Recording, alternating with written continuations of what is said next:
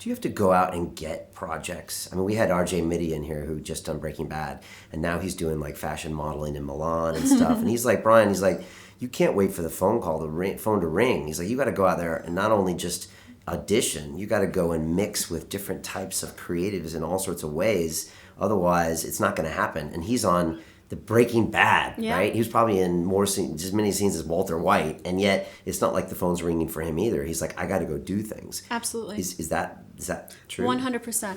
I agree.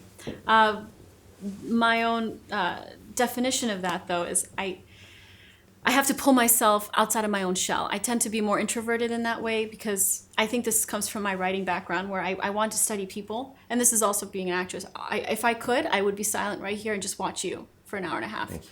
You're welcome. Okay.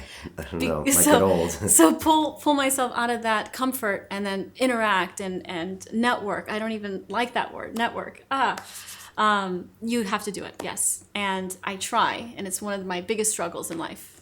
Okay. Mm-hmm. So you're naturally an introvert. You'd rather write poetry, perhaps. Or study people. I love people. But interacting for the sake of getting a job, I don't know how to navigate that authentically. Okay. Yet. Okay. So right now, I'm lucky enough to think that the jobs are coming to me.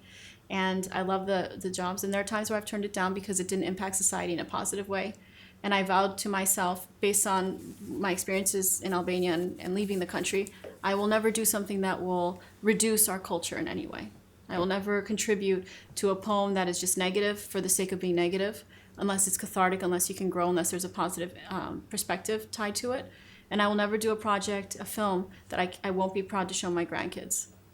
Okay. What's an example of something you might have turned down? It doesn't have to be a specific name, but like what are you talking about? Because I'm not in LA. My agents are not happy. Okay. I'm not your agent, but I don't know what you're talking about. What kind of films? Like the movie about the stripper or something? No, like, because you can find beauty and growth in that. The Wrestler. No, what a great absolutely. example of No, that's not what I'm referring to. I'm referring to storylines that are so real and so base, and they're just there for shock value. In that way, and they're not there to impact. They're not there to elevate. Okay. And unless I see some positive note in those dialogues, I can't. In that dialogue, I can't. Okay, which makes your agents unhappy because it's the shock value. That would be it. Okay. When it's there just to entertain and nothing more, but in a way that makes other people feel better for watching it because it's not their own life. Okay. And let's see how far we can take it with the scenes and with the graphics and all that. Then I say that's not impactful. Continue watching this fascinating conversation for free by clicking on the link below to visit our website, learn from the best minds in the world, and connect with a community of passionate people building the best versions of themselves.